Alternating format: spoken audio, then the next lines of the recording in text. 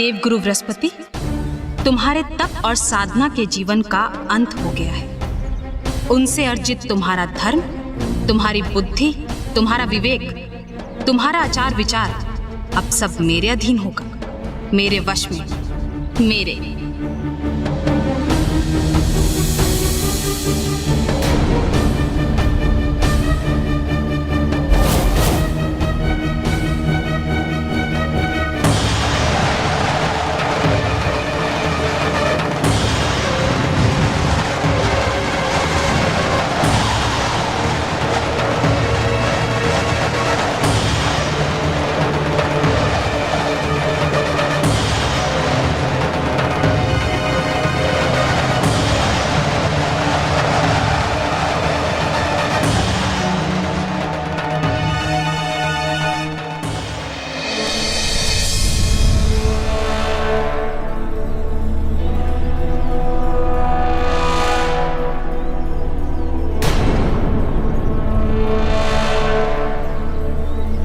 मैं यहाँ इस वन में क्या कर रहा हूँ? वही जो मैं करवा रही हूँ। मेरा गुण है काम, क्रोध, मद, मोह और लोभ में लिप्त कर देना, अधर्म की ओर आकृष्ट करना, त्याग के स्थान पर स्वार्थ और विलासिता की ओर मोड़ देना। सो अब धीरे धीरे बृहस्पति, तुम वही करोगे, वही जो मैं करवाऊंगी।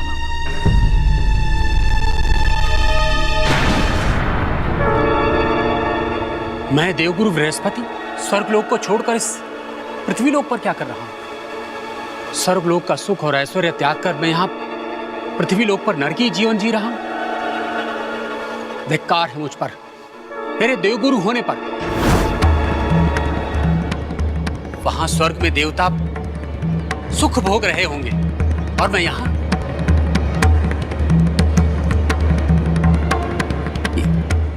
कैसे घृणित विचार आ रहे हैं मेरे मन में। देवगुरु पद की गरिमा के विरुद्ध मेरे मन में भोग और विलासिता की कामना क्यों उत्पन्न हो रही है?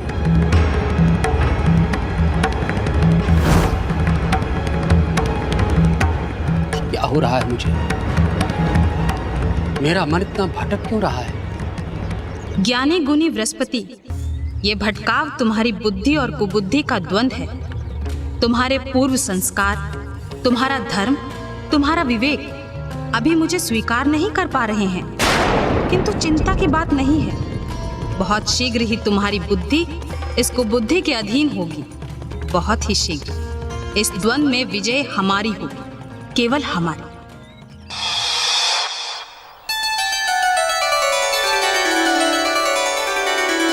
ऋषिवर, मनुष्य के अंतर में वास करने वाले धर्म, अधर्म तथा पाप एवं पुण्य के बीच सदैव संघर्ष चलता है, जो सदैव मनुष्य को अनुचित कार्य करने से पूर्व चेतावनी देता है, सतर्क करता है। किंतु मनुष्य की ये प्रगति है कि वो अपने अंतःकरण की ध्वनि को सुनता नहीं है, वो वही करता है जो उसका चंचल मन कहता है।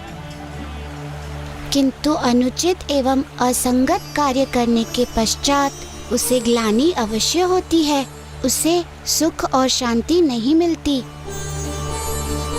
और उसे प्राप्त करने के लिए मनुष्य अधर्म की ओर आगे बढ़ता है। और यही स्थिति उस नगर श्रेष्ठ की थी। सब कुछ होने के पश्चात भी उसे सुख का अभाव था तथा शांति दूर चली गई थी उससे। तब उसने सुख एवं शांति के लिए आखेट को अपना साधन बनाया। एक दिन उसके महल पहुंचने के उपरांत मुझे पता चला कि वह आखेट के लिए वन को गया है, तो मैं अविलंब उसे खोजने के हेतु वन की ओर दौड़ पड़ा, ताकि शीघ्रातिशीघ्र मैं उससे नागमणि लेकर उस तेजस्विनी स्त्री के कुंडलों को वापस दे सकूं।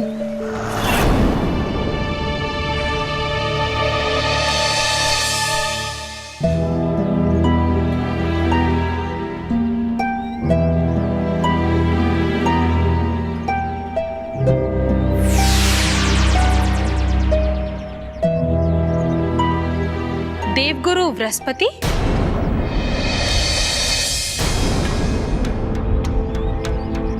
हाँ, परंतु आप कौन है देवी? क्या बात है? मैं कब से देख रही हूँ।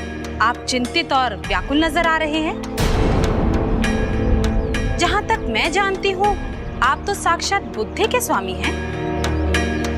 हाँ, किंतु आप कौन हैं देवी? मैं आपकी मति हूँ। आप जिस दुविधा और द्वंद के भंवर में फंसे हैं, उससे बाहर आपको मैं ही निकाल सकती हूँ। आप निसंकोच कह सकते हैं आपके मन की बात। देवी, मैं असमंजस की स्थिति में घिर गया हूँ। मुझे कुछ समझ में नहीं आ रहा कि मैं क्या करूं, क्या ना करूं। क्या कहें तो सही। देवी, मेरी इच्छाएं मानो मुझ पर हावी हो रही हैं, मुझे सुख और ऐश्वर्य की ओर खींच रही हैं, जबकि मैं समझ रहा हूं कि जो विचार मेरे मन में उठ रहे हैं वो अधर्म संगत हैं, कुविचार हैं। ऋषिवर, आप तो स्वयं बुद्धि के स्वामी हैं, देवताओं के गुरु हैं। आपके मन में उठने वाले विचार अधर्म संगत नहीं हो सकते। अधर्म की इच्छा तो आ ही नहीं सकती आपके मन में। जीवन का लक्ष्य सुख प्राप्ति है, तो फिर आप क्यों सुख और ऐश्वर्य से वंचित रहें? और वैसे भी आप सामर्थ्यवान हैं, सर्वोच्च लोक के गुरु हैं ऋषिवर। ये तो सत्य है देवी। यदि इस परिप्रेक्ष्य में सोचता हूं तो मुझे ये बोध होता है कि मैंने अपना जीवन आचार संहिताओं में बांधकर व्यर्थ ही गंवा दिया। इसलिए शेष जीवन में अब शोभ न हो। आप अपना जीवन अपनी इच्छा अनुसार व्यतीत कर सकते हैं। आपको उन सभी सुखों का भोग करना चाहिए जो आपका मन करे। परंतु देवी, मैं गुरु हूं, मुझे ऐसे विचार शोभा नहीं देते। तो और उन देवताओं को देगा जिनका अस्तित्व ही प्राणियों के कल्याण के लिए है। वो तो देवता है, तो वो क्यों सुख, ऐश्वर्य और विलासिता पूर्ण जीवन जीते हैं ऋषिवर? ऋषिवर, मेरे विचार से आपको वही करना चाहिए जो देवता करते हैं। आपको वैसे ही रहना चाहिए जैसे देवता रहते हैं।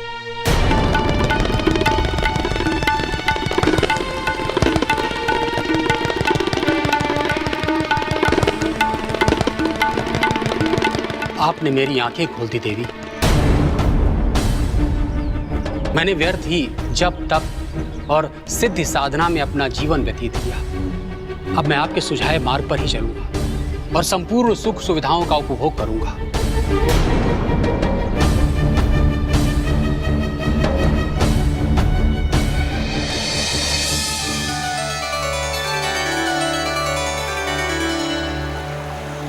प्रभु, आपके वहां पहुंचने से पहले ही नगर श्रेष्ठ की हत्या हो गई।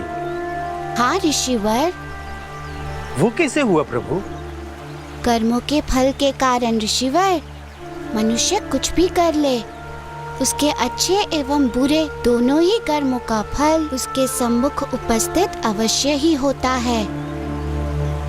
और यही उस नगर श्रेष्ठ के साथ भी हुआ। नागमणि की चोरी तुच्छ चोरी नहीं थी ऋषिवर। उसकी इस चोरी के आधार से संपूर्ण जाति, एक समस्त कुल का जीवन संकटग्रस्त हो गया था। तो इसका फल तो उसे मिलना ही था। प्राण गंवाने का फल मिला उसे प्रभु, है ना? हाँ ऋषिवर, किंतु अब मेरे समक्ष नागमणि को खोजने की समस्या उत्पन्न हो गई, क्योंकि नगर श्रेष्ठ की तो मृत्यु हो चुकी थी। फिर क्या हुआ प्रभु? फिर मैं सबसे पहले नगर श्रेष्ठ के समीप गया, ये देखने के लिए कि वो जीवित है या वास्तव में उसके प्राण उड़ गए हैं। मुझे शीघ्र जाना होगा। आप धन्य हैं मारुति, धन्य हैं। आपने हमें पुनर्जीवन देकर हम पर उपकार किया है, इसके लिए हम हृदय से आभारी हैं। यदि आप हमारी नागमणि वापस नहीं लाते तो हमारा अस्तित्व ही समाप्त हो जाता। मैंने अपने ऐसे हितैषी के प्राण लेने का प्रयास किया है। मैं आपका अपराधी हूँ मारुति, मैं अपराधी हूँ आपका। नहीं नागराज नहीं, उठिए। ऋषिवर, लोभ मनुष्य का सबसे बड़ा शत्रु है, जिसके दो परिणाम आपके सम्मुख हैं। जी प्रभु, सत्य कहा आपने। फिर उसके बाद क्या हुआ प्रभु? फिर नागमणि को नागलोक में पुनः स्थापित कर मैंने सबसे अनुमति मांगी और उन कुंडलों को लेकर उस तपस्विनी को शीघ्रतम देने की आगता में अविलंब वहाँ से चल पड़ा।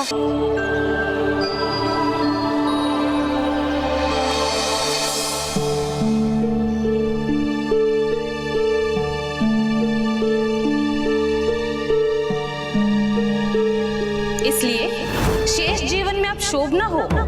आप अपना जीवन अपनी इच्छा अनुसार व्यतीत कर सकते हैं। आपको उन सभी सुखों का भोग करना चाहिए जो आपका मन करे। देवी मती ने अत्यंत उत्तम सुझाव दिया है। आंखें खोल दी। हमें जीवन सुखों के उपभोग के लिए ही तो मिला है। मुझ जैसे ज्ञानी को इस सत्य का बोध अब तक क्यों नहीं हुआ? शारीरिक इच्छाओं को पूर्ण करना, उन्हें तृप्त करना ही प्राणी का प्रथम और महत्वपूर्ण धर्म है। मैं उनसे अब तक विमुख क्यों रहा? विरक्ति क्यों इतनी?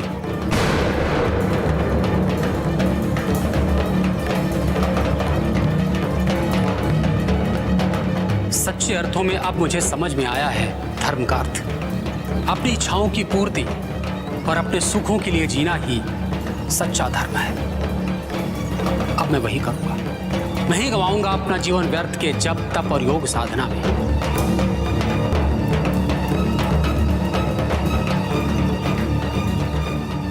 देवर्षि, देव गुरु बृहस्पति पर तो कुबुद्धि पूर्ण रूपेण प्रभावी हो गई है। उनका आचार विचार जीवन दर्शन सब कुछ परिवर्तित हो गया है। हाँ इंद्रदेव, और इन सबसे बड़ी चिंता तो ये है कि गुरु बृहस्पति के मन में धर्म की परिभाषा ही बदल गई है।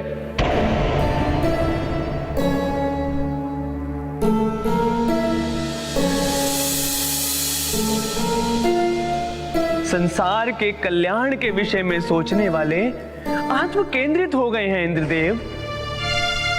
मुझे तो बड़ी चिंता हो रही है देवर्षि, कहीं देव गुरु अधर्म के मार्ग पर न चल पड़े। नारायण नारायण।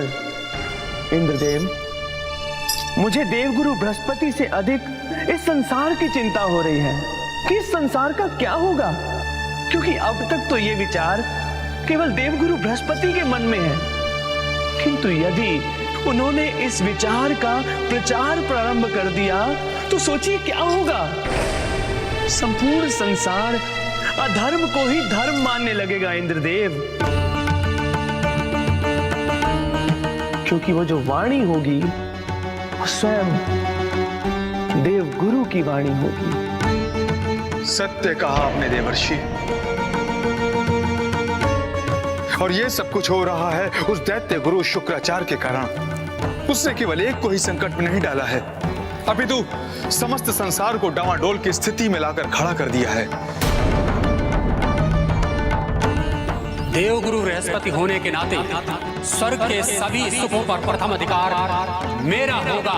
मेरे मार्गदर्शन में कार्य करने वाले देवता उन सुखों को नहीं भोगेंगे, उस विलासितापूर्ण जीवन को। अप्सराएं अब केवल मेरे लिए नृत्य करेंगी।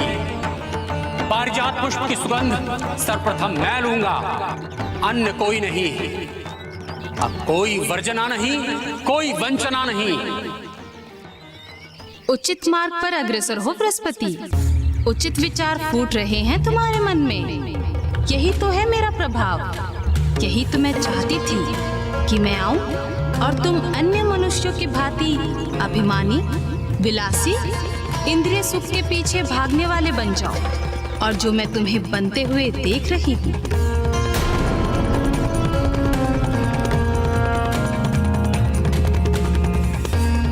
मुझे सभी सुखों के भोग के लिए शीघ्रातिशीघ्र स्वर्गलोक लौटना होगा, परंतु एक सुख तो मुझे वहां प्राप्त ही नहीं होगा, स्वाद का सुख। वो सुख तो मुझे यही पृथ्वीलोक पर ही प्राप्त होगा, और इसके लिए मुझे सर्वप्रथम किसी का आतिथ्य ग्रहण करना होगा।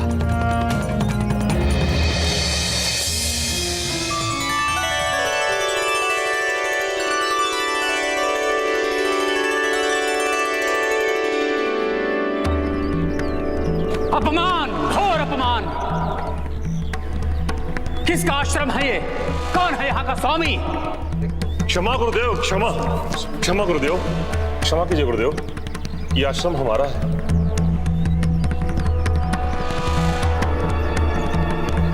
गुरु बृहस्पति स्वयं यहाँ तक आए हैं और कोई भी आतिथ्य के लिए उपस्थित नहीं हुआ। क्षमा बृहस्पति, क्षमा। हम अकिंचन को क्षमा कीजिए।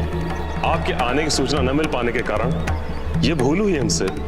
मूर्ख ऋषि, तुम्हारे कहने का यह अर्थ है कि मुझे आने से पहले तुमसे अनुमति लेनी चाहिए थी? नहीं नहीं गुरुदेव, मेरे पति के कहने का आशय ये नहीं था। ये तो हमारा परम सौभाग्य है कि आप हमारे आश्रम में पधारे।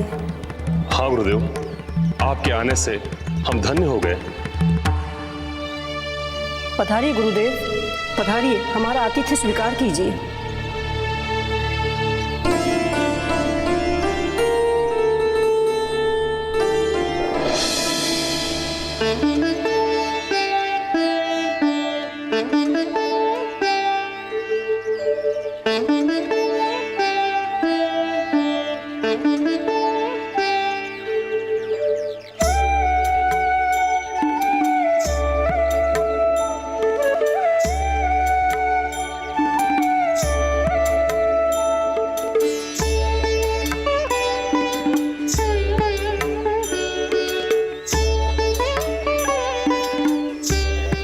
गुरुदेव, हमें अपने नेत्रों पर विश्वास नहीं हो रहा है कि हम आपका साक्षात दर्शन कर रहे हैं।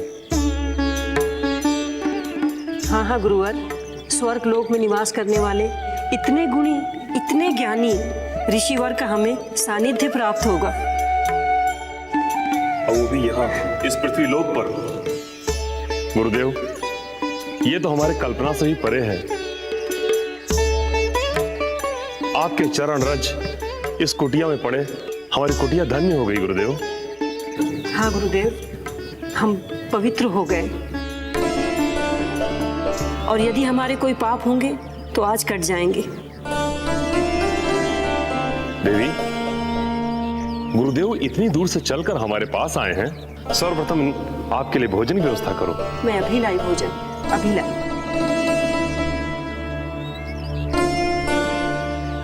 गुरुदेव, मेरे जीवन में आज का ये क्षण सदा अविस्मरणीय रहेगा। आपके साथ सत्संग का ये शुभ अवसर विरले ही ऋषियों को प्राप्त होता है। आपके साथ ज्ञान की चर्चा करके मेरा जीवन सफल हो गया गुरुदेव। आज ईश्वर की असीम कृपा है मुझ पर।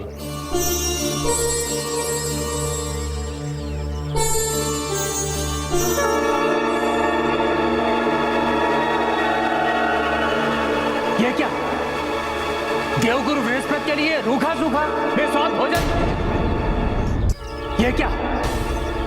देवगुरु बृहस्पति के लिए रूखा सूखा बेस्वाद भोजन? अपमान, घोर अपमान। त्रुटि के लिए क्षमा करें गुरुदेव, क्षमा करें, परंतु हम ऋषियों का भोजन दिया ही है गुरुदेव। हम ऋषि लोग भोजन स्वाद के लिए कहाँ खाते हैं? हम लोग तो जीवन यापन के लिए खाते हैं। तप और त्याग के जीवन में स्वाद विष के समान होता गुरुदेव। ऋषि, मुझे ज्ञान देने का प्रयास मत करो। ये तुम्हारे अंदर मेरे आतिथ्य की क्षमता नहीं है, मुझसे स्पष्ट कहो। यह अवसर मैं किसी और को दूंगा।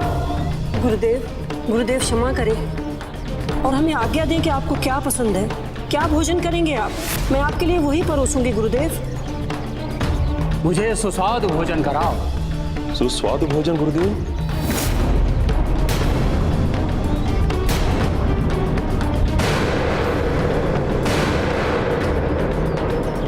हाँ, सुस्वादु भोजन। भोजन का वास्तविक आनंद तो उसी में है, इन बेस्वाद फलों में नहीं।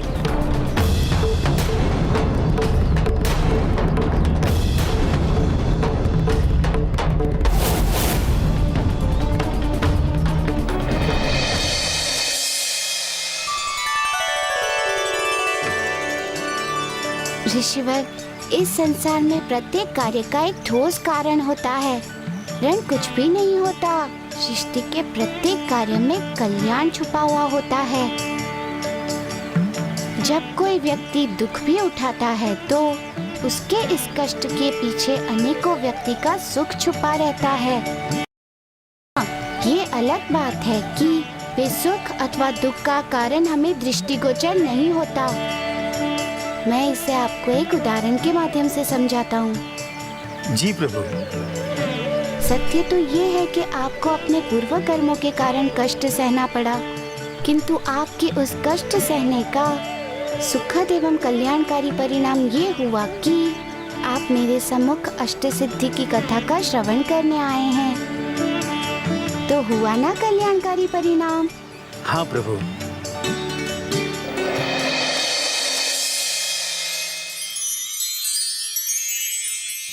स्वामी, मैं तो असमंजस में पड़ गई हूँ। क्या करूँ? हम ऋषि होकर देवगुरु बृहस्पति को तामसी भोजन कैसे करा सकते हैं? ऐसा करने का अर्थ होगा धर्म भंग करना। हाँ देवी, मैं भी इसी बात से चिंतित हूँ। देवगुरु बृहस्पति जैसा ज्ञानी ऋषि होकर इस प्रकार तामसिक भोजन की मांग कैसे कर सकते हैं? ऋषियों के लिए स्वाद शत्रु के समान है। फिर ये कैसे? मुझे तो विश्वास ही नहीं हो रहा है।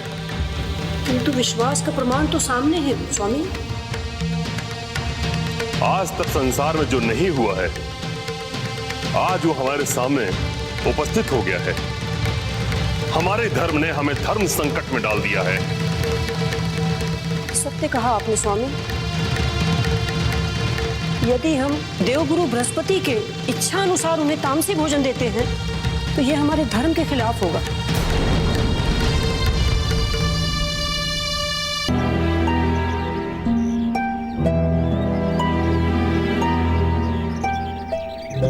इतना समय हो गया प्रतीक्षा करते हुए, दोनों में से अभी तक कोई दिखाई नहीं दिया। यदि हम उनको उनकी इच्छा अनुसार तामसी भोजन नहीं देते तो यह हमारे अतिथि धर्म का अपमान होगा।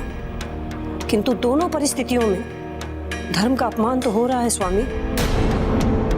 कुछ समझ में नहीं आ रहा है किस धर्म का पालन करें और किसका ना करें। हाँ देवी, मैं भी इसी बात से चिंतित हूं, परंतु इसका निर्णय हम अकेले नहीं ले सकते हैं। तब आइए, हम पिछले द्वार से निकल चलते हैं। धर्म भंग होने से बचने का ये एकमात्र उपाय है। आइए।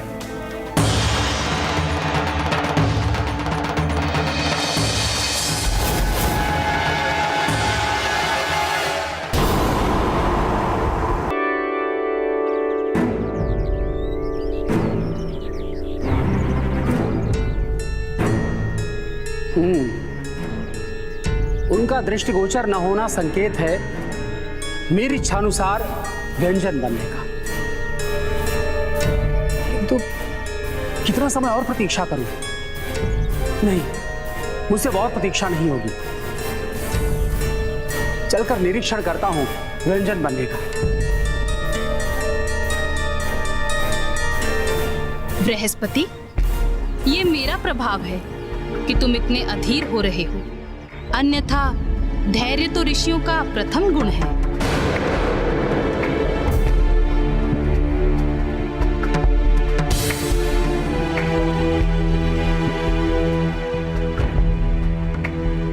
ये तो मेरा अपमान है, घोर अपमान।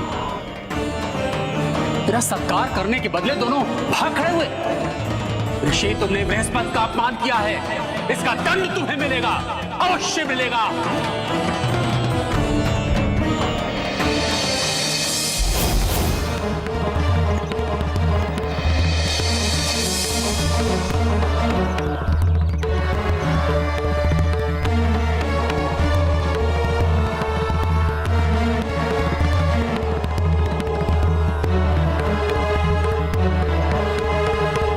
मेरा अपमान करके उसने मेरी श्रेष्ठता को चुनौती दी है।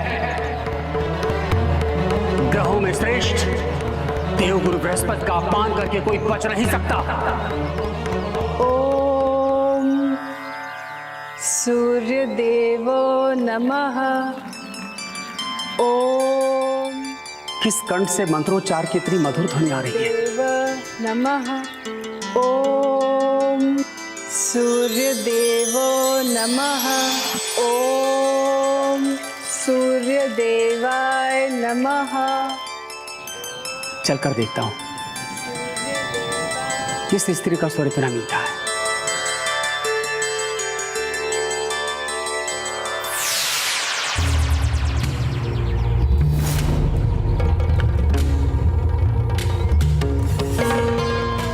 बृहस्पति, ये तुम्हारा स्त्री के धर्म के प्रति आकर्षण नहीं है। आकर्षित हुए हो तुम उस स्त्री की मधुर ध्वनि के प्रति। ये तुम्हारी आसक्ति है। ओम सूर्यदेवाय नमः। ओम सूर्यदेवाय नमः। ओम सूर्यदेवाय नमः। ओम सूर्यदेवाय नमः।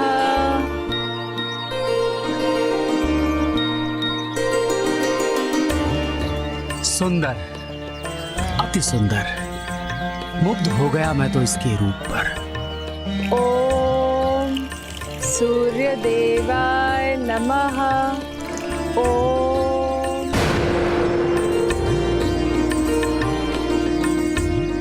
जब मनुष्य पर कुबुद्धि हावी होती है तब यही होता है बृहस्पति।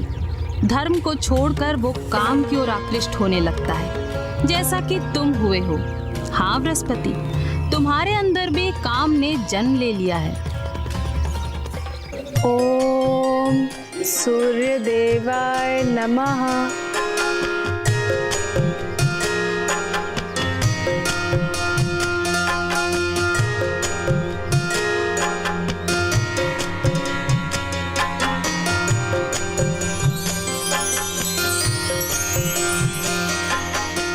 क्षमा कीजिए ऋषिवर, संध्या वंदन के कारण मैं आपको आते हुए देख नहीं पाई, इसलिए स्वागत नहीं कर सकी। देवी, संध्या वंदन में तन्मय होने के बाद भी आपने मेरा पूर्ण रूपेण स्वागत सत्कार किया है। मैंने स्वागत सत्कार किया? कैसे? हाँ देवी, अपने मधुर स्वर से। आपका मधुर स्वर सुनकर ही तो मैं आपके आश्रम की ओर खींचा चलाया, और जो आपको देखा तो मेरा मन मुग्ध हो गया।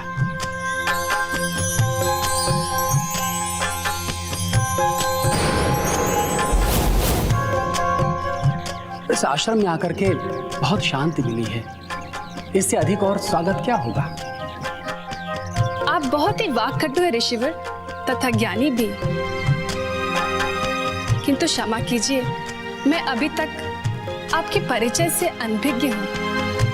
मैं हूँ देवगुरु बृहस्पति। प्रणाम गुरुदेव। देवगुरु बृहस्पति, और वो भी मेरे आश्रम में। मेरा जीवन सफल हो गया। मेरे वर्षों की तपस्या आज सफल हुई है गुरुदेव। ईश्वर मेरे इस त्याग का इतना बड़ा फल देंगे, मैंने स्वप्न में भी नहीं सोचा था। देवगुरु, कहिए मैं आपकी क्या सेवा करूं? देवी, मैं भूखा हूँ, संध्या भी हो चली है। आपके आश्रम में ही विश्राम करूंगा और आपके हाथ का बना भोजन खाऊंगा। मेरा परम सौभाग्य गुरुदेव, मेरा परम सौभाग्य।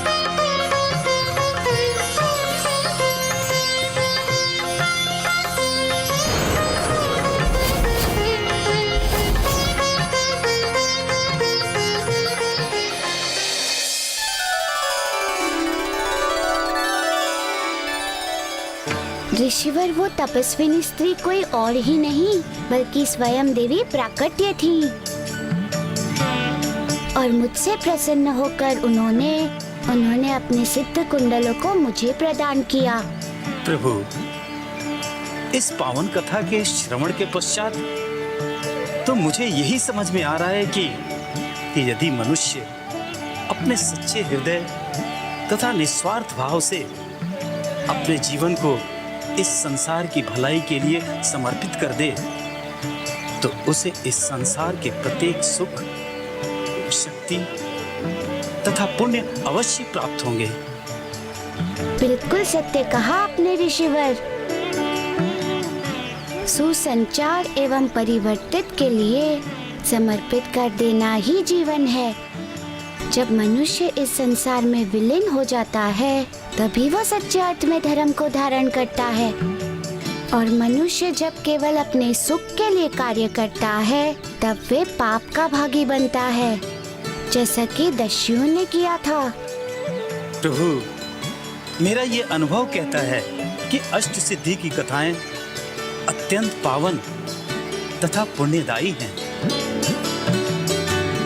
क्योंकि अब मेरा हृदय पूर्ण रूप से शांत तथा पवित्र हो चुका है।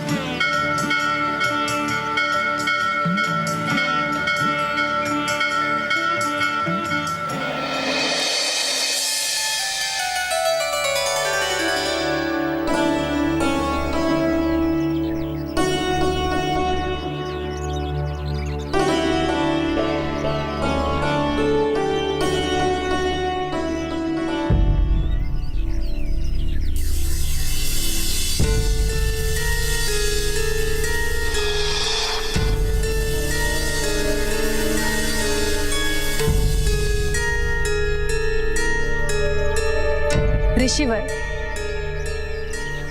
संन्यास ग्रहण करने के उपरांत आज ये प्रथम अवसर है जब आपके आदेश पर मैंने इतना स्वादिष्ट भोजन तैयार किया। ये जानते हुए कि सन्यासिनी तथा सन्यासी को ऐसा भोजन ग्रहण करना धर्म के विरुद्ध है। देवी, यह मनुष्यों का केवल भ्रम है, धर्म नहीं। और भोजन का धर्म से कोई संबंध नहीं।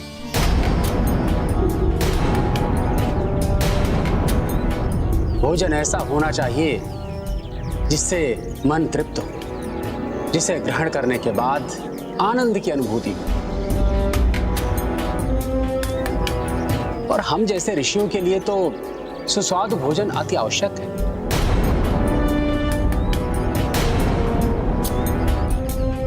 नारायण नारायण। इंद्रदेव, कुबुद्धि के प्रभाव में आकर देवगुरु कैसा ज्ञान दे रहे हैं? धर्म के स्थान पर अधर्म की स्थापना। मैं तो उनकी बातें सुनकर हतप्रभ हूं देवर्षि। देवगुरु होकर वो स्वाद की बातें कर रहे हैं। स्वाद की, उस स्वाद की जो ऋषि और मनीषियों के लिए शत्रु से भी बढ़कर है। नारायण नारायण। इंद्रदेव, जब बुद्धि कुबुद्धि हो जाए तो भाषा यही निकलती है। प्रतीत होता है कि कुबुद्धि को आज बृहस्पति देव का धर्म भ्रष्ट करने से कोई नहीं रोक पाएगा।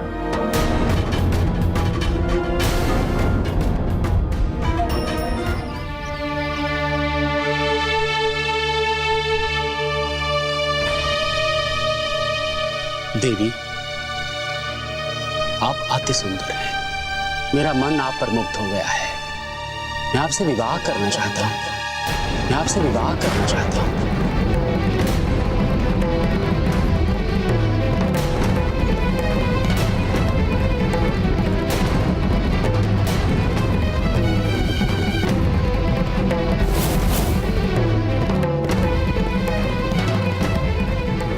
देवगुरु, आप ये क्या कह रहे हैं?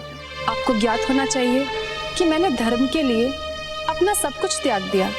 घर, परिवार, सुख सुविधाएं, सब कुछ। देवी, मैं बृहस्पति हूं, धर्म का अधिष्ठाता बृहस्पति। यदि मैं तुमसे कह रहा हूं तो यही धर्म है कि तुम मुझसे विवाह करो।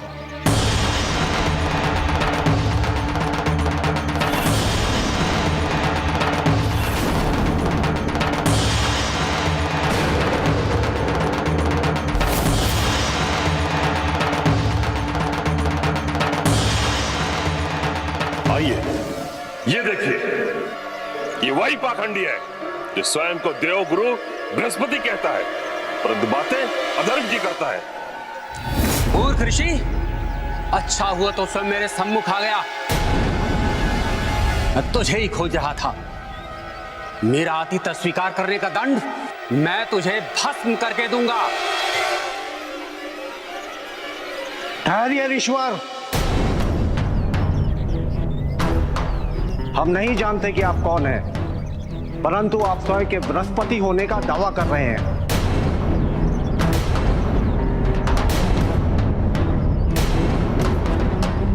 हम आपकी इस बात को कैसे सत्य मान लें? क्या प्रमाण है आपके पास आपके इस कथन का? आप लोगों का तात्पर्य क्या है?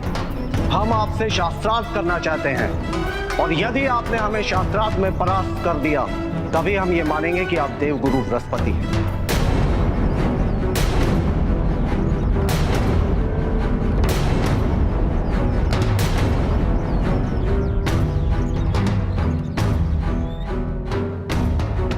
नारायण नारायण, धर्म और अधर्म में यही अंतर है इंद्रदेव कि धर्म को कभी किसी के सम्मुख अपनी प्रामाणिकता सिद्ध नहीं करनी पड़ती, किंतु अधर्म को सदैव परीक्षा देनी पड़ती है। कुबुद्धि के मार्ग पर प्रथम पग रखते ही देवगुरु बृहस्पति के समक्ष उनकी पहचान का संकट उपस्थित हो गया था इंद्रदेव। अब तो शास्त्रार्थ की कसौटी ही सिद्ध करेगी कि वो देवगुरु हैं या नहीं। नारायण नारायण।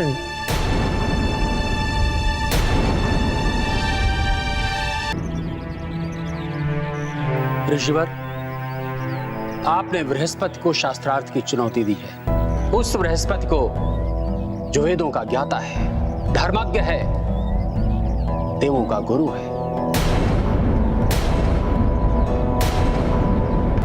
आपकी ये चुनौती हमें स्वीकार है। पूछिए, प्रश्न पूछिए, कीजिए शास्त्रार्थ, हम तैयार हैं। ऋषिवर, आप स्वयं को देवों के गुरु, धर्मज्ञ तथा धर्म की रक्षा करने वाला मानते हैं, लेकिन कार्य तो सारे आपने अधर्म के किए हुए। सुस्वाद भोजन से लेकर विवाह के प्रस्ताव तक, क्या यही धर्म है? हाँ, यही धर्म है। अनर्थ, ये घोर अनर्थ है।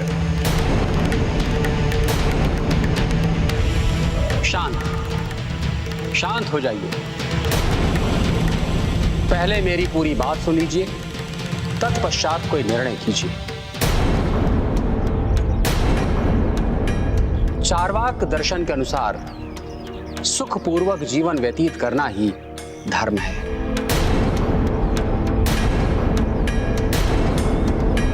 मुझे एक बात बताइए, ईश्वर ने मनुष्य को इंद्रियां क्यों दी हैं? ताकि उनसे सुख प्राप्त कर सके।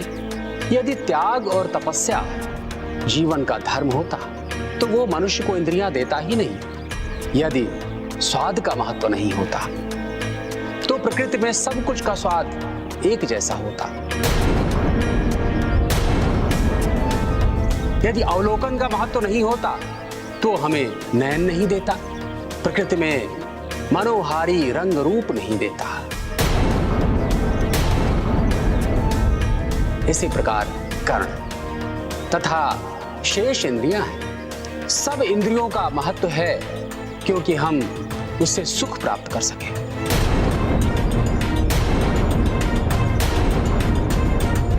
इसीलिए पूज्य ऋषिवर, धर्म त्याग नहीं, धर्म भोग।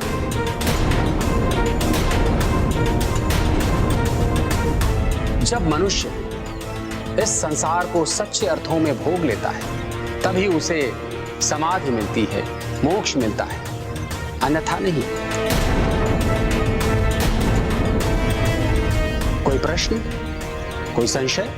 नहीं नहीं, कोई संशय नहीं, कोई प्रश्न नहीं। हम आपके उत्तर से पूरी तरह संतुष्ट हैं।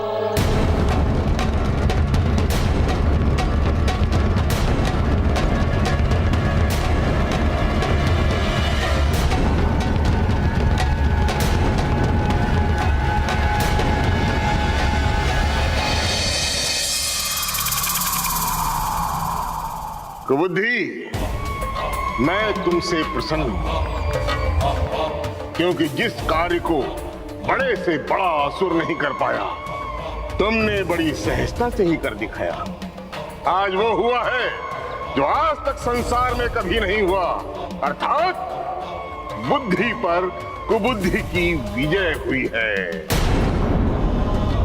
आज देवगुरु बृहस्पति स्वयं अधर्म को धर्म सिद्ध कर रहा है।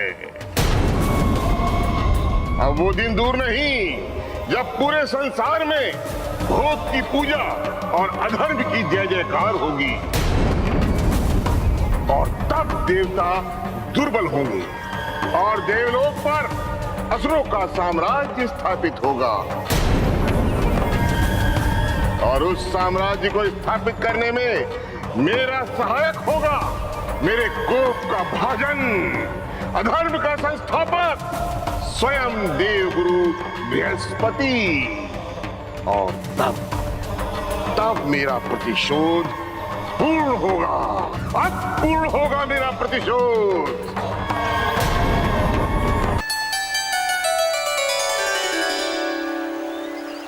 ऋषिवर, आपने अपने मन, वचन एवं कर्म तीनों के साथ पूर्ण श्रद्धा एवं निष्ठा दोनों के साथ अष्ट सिद्धि कथाओं का श्रवण किया।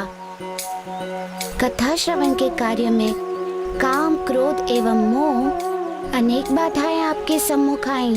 आपने उनको अपने स्वयं पर कभी प्रभावी होने नहीं दिया। ना तो आपने स्वयं को विचलित होने दिया और ना ही अपने मन को अप्रभावित होने दिया। यहाँ तक कि आपने अपने कथा श्रवण के संकल्प के सम्मुख अपने जीवन की भी चिंता नहीं की। ऐसे संकल्प सदैव सफलता के परिचय होते हैं ऋषिवर। इसलिए आपको अष्ट सिद्धि की कथा का पूर्ण लाभ हो सकता है। एक बात प्राणी को सदैव अपने स्मरण में रखनी चाहिए, संकल्प से हटने वाला व्यक्ति कभी भी अपना लक्ष्य प्राप्त नहीं कर पाता। आप केवल अपने पाप से मुक्त नहीं होंगे ऋषिवर, अपितु इस संसार के सम्मुख एक उदाहरण बनके भी प्रस्तुत होंगे। प्रभु, इसका श्रेय तो केवल आपको जाता है। यदि आपने मेरे संकल्प की रक्षा न की होती तो आज मैं पावन कथाओं के श्रवण का लाभ कदापि नहीं उठा पाता।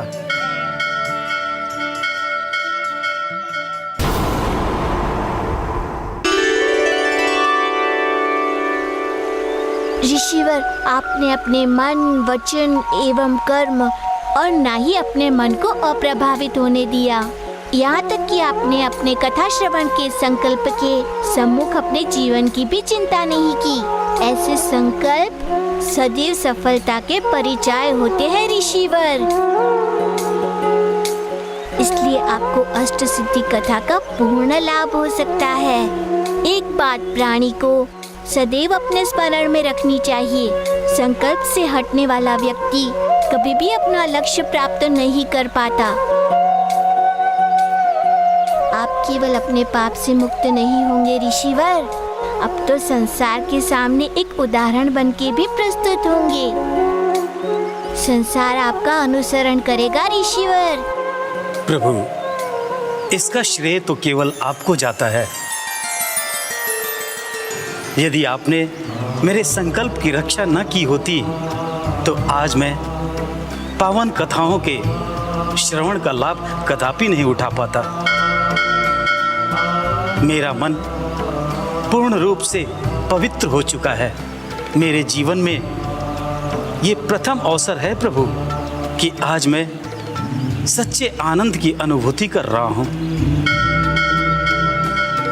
प्रभु, भक्ति के सागर में डुबकी लगाने का श्रेय तो आपने जो मुझे प्रदान किया है, इसके लिए आपको बहुत बहुत धन्यवाद।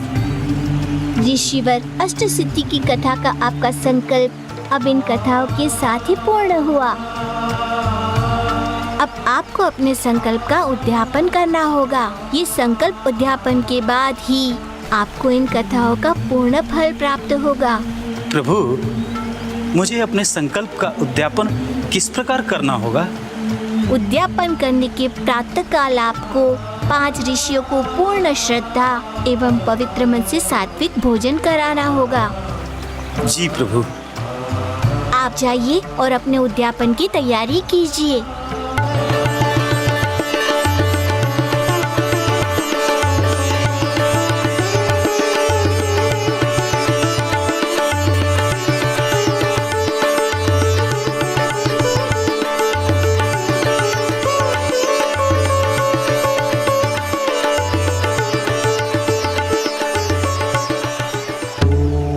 अपने द्वारा लिखी इन कथाओं के प्रचार एवं प्रसाद तथा इनकी वृद्धि हेतु अब मुझे महाबली काका को शीघ्र ही बुलाना होगा।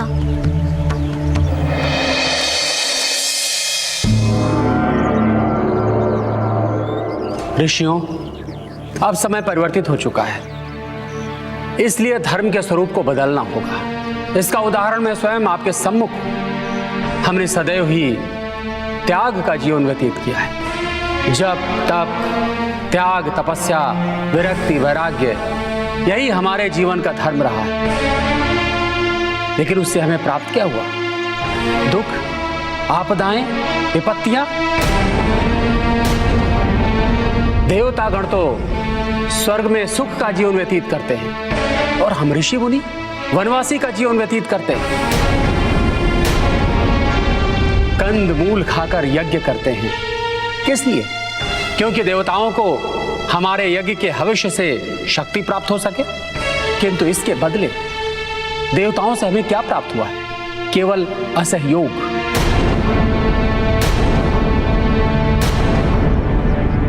असुरों से हम प्रताड़ित होते रहे, यातना सहते रहे, लेकिन देवताओं ने हमारी सुध तक नहीं ली। रक्षा को आना तो दूर की बात है, हमारे यज्ञ से हमें कुछ प्राप्त तक नहीं होता है। जो भी मिलता है केवल और केवल देवताओं को प्राप्त होता है। और यही कारण है कि अपने स्वार्थ सिद्ध के लिए वो तप, त्याग, साधना को जीवन का धर्म कहते रहे। और हम ज्ञानी होकर भी मूर्खों सा व्यवहार करते, दूसरों के लिए दुख उठाते हैं। किंतु अब हम कदापि ऐसा नहीं करेंगे। देवताओं के लिए अब न तप होगा और न यज्ञ। अब हम जो कुछ भी करेंगे केवल अपने सुख और भोग के लिए करेंगे। अब तक हम अपने मूल धर्म से विमुख रहे, किंतु अब नहीं रहेंगे। अब हम अपने शरीर को सुख देंगे, इंद्रियों की तुष्टि करेंगे। और स्मरण रहे, इंद्रियों की तुष्टि केवल भोग से होती है, केवल भोग से। क्षमा करें गुरु बृहस्पति, परंतु ऐसा करना अधर्म होगा।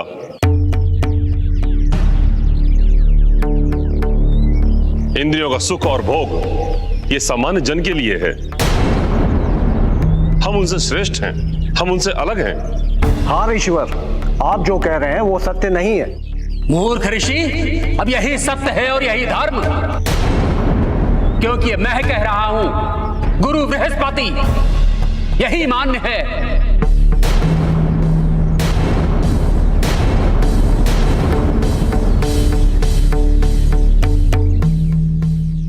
तुम अब पूर्णता मेरे प्रभाव में हो बृहस्पति, क्योंकि तभी तो तुम अधर्म को धर्म, असत्य को सत्य, अहंकार को शक्ति एवं भोग को साधना कह रहे हो। यही तो मेरी विशेषता है। जब आती हूँ तो मनुष्य की मति इसी प्रकार भ्रष्ट कर देती हूँ।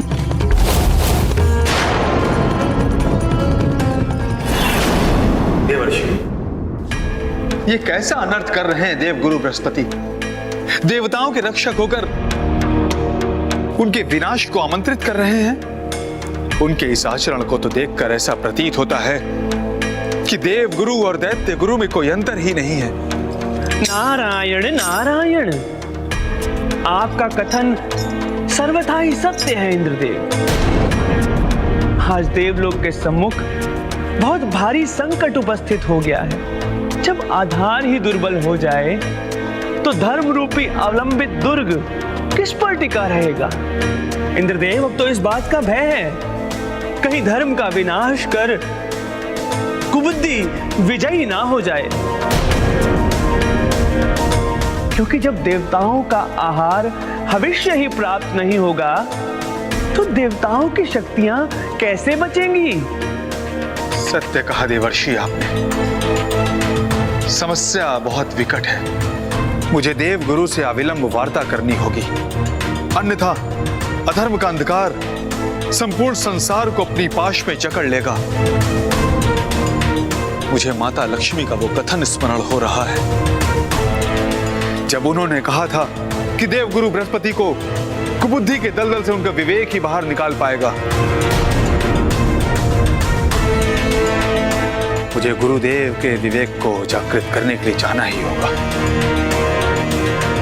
मुझे आज्ञा दीजिए।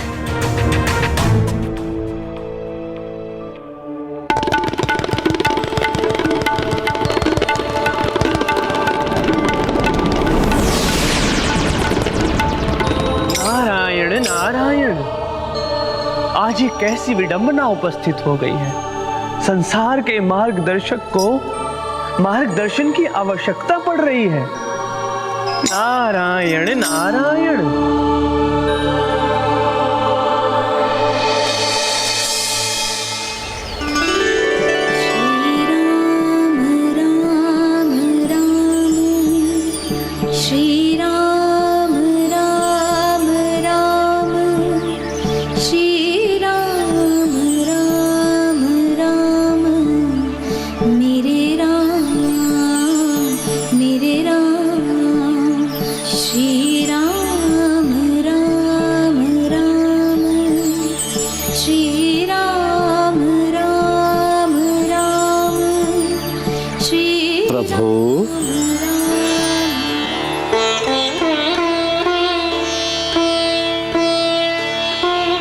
महाबली काका, आप आ गए? प्रभु, आपने स्मरण किया और यह सेवक उपस्थित ना हो। आसन ग्रहण कीजिए।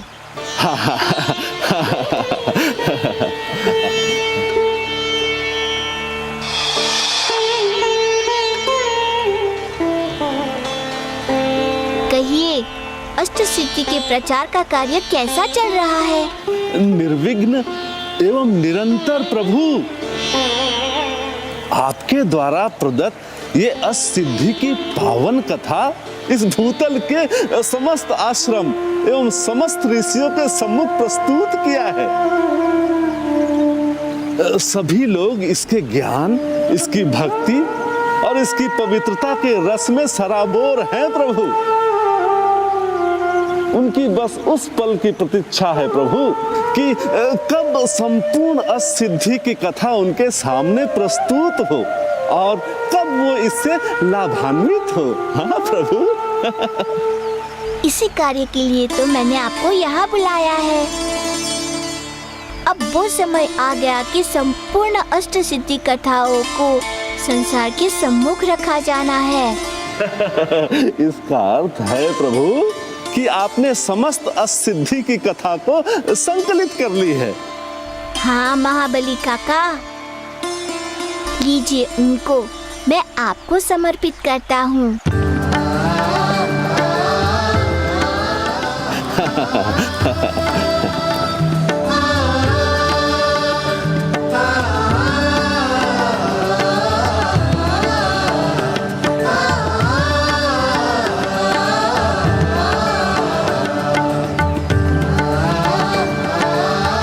जाइए और जाकर संसार का कल्याण कीजिए, इस कथा का प्रचार कर। अवश्य प्रभु, अवश्य। ये तो मेरे लिए सौभाग्य की बात है प्रभु। प्रभु, आप गृह कब आएंगे प्रभु? बहुत शीघ्र। कुछ अन्य महत्वपूर्ण कार्य भी तो शेष रह गए हैं, जिन्हें पूर्ण करते ही शीघ्र आ जाऊंगा मैं गृह। प्रभु, कोई समय सीमा? निश्चित समय मैं कैसे कह सकता हूँ महाबली काका। आप तो जानते ही हैं कि मेरा जन्म धर्म की स्थापना हेतु हुआ है। बस धर्म की पूर्ण रूपी स्थापना होते ही आ जाऊंगा। हाँ प्रभु, हम उस पल की प्रतीक्षा करेंगे प्रभु, और ये प्रार्थना करेंगे कि आपका उद्देश्य शीघ्र पूर्ण हो प्रभु। अच्छा प्रभु, अब आज्ञा दीजिए।